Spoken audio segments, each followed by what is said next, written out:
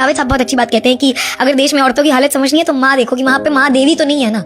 जिस देश की माँ देवी है ना वहाँ पे औरतों की हालत बुरी रहेगी, क्योंकि बेटा देखेगा कि माँ ने बहुत स्ट्रगल किया है, वो उसको देवी बना देगा और वो बीवी को कहेगा कि नहीं मेरी माँ तो देवी है, तुम इसके खड़े उतर के दिखाओ। बस वही चलता रहेगा। हमारे यहाँ ना औरतों को भगवान उस दिन बना दिया जाता है जिस दिन वो माँ बन जाती है। उस दिन से धीरे धीरे उसके दिमाग में ना एक बात डालनी शुरू कर दी जाती है कि अब उसकी जिंदगी उसकी अपनी नहीं रही, अब उसे अपने बच्चे को खुद से पहले रखना होगा। अगर उसे एक अच्छी माँ बनना है तो उसे अपनी नींद, अपना आराम, अपनी आज़ादी, अपने सपने, यहाँ तक कि अपनी पूरी आइडेंटिटी तक सेक्रीफाइस करनी पड़ेगी। इसी कंडीशनिंग की वजह से ना हमारी प्रीवियस जनरेशन की जो मदर हैं, धीरे धीरे इंसान कम और त्याग की मूर्ति ज़्यादा बनती चली गई थी। अगर माँ सुबह सबसे पहले उठ रही है और रात में सबके सोने के बाद सो रही है तो वो महान बना दी गई।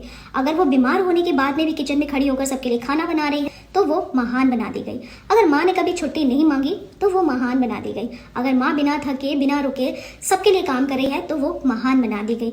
और प्रॉब्लम ये है कि हमने कभी ये समझने की कोशिश ही नहीं की कि वो ऐसा कर क्यों रही है। हमने बस ये मान लिया कि वो ये सब इसलिए कर पा रही हैं क्योंकि वो महान है, क्योंकि वो भगवान है। सच ये है कि बहुत बार वो सब प्यार से कम और गिल्ट से ज्यादा कर रही होती थी। इसीलिए जो हमारी मदर्स थी ना, वो 2 दिन के लिए कहीं भी जाती थी तो पूरा घर एकदम सेट करके जाती थी। सबके कपड़े निकाल कर रख के जाना, खाना बना कर रख के जाना, बच्चों का स्कूल बैग तक रेडी करके जाना, यहाँ तक कि अगले दिन का नाश्ता तक रेडी करके जाना।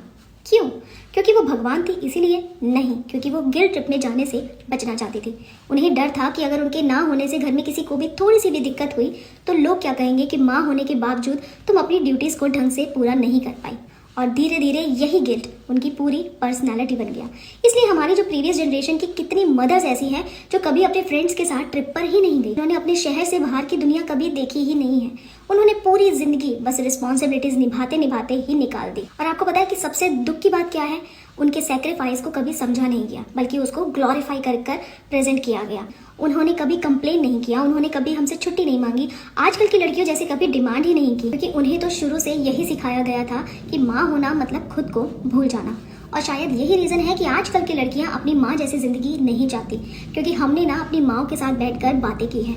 हमने उनसे पूछा है कि तुम्हारे क्या सपने थे, और जो आंसर्स हमें सुनाई दिए, हमें कोई देवी नहीं दिखाई दी, हमें एक ऐसी औरत दिखाई दी जिसने पूरी ज़िंदगी सबको पहले रखा और खुद को सबसे आखिरी में। क्योंकि माँ बनने के बाद भी उसके अंदर कहीं ना कहीं वो नॉर्मल लड़की आज भी जिंदा होती है, जो खुलकर जीना चाहती है, जो बिना गिल्ट के हंसना चाहती है, जो अपने फ्रेंड्स के साथ घूमना चाहती है, जो अपनी रोज़ की ड्यूटी से ब्रेक चाहती है, जो कभी कभी सिर्फ अपने लिए भी जीना चाहती है। माँ को भगवान मत बनाओ, उसे एक नॉर्मल इंसान रहने दो, क्योंकि जिस दिन तुम किसी औरत को देवी बना देते हो ना, उसी दिन धीरे धीरे उससे उसकी आज़ादी, उसकी पहचान, उसके सपने और उसका अपना अस्तित्व छीन लेते हो।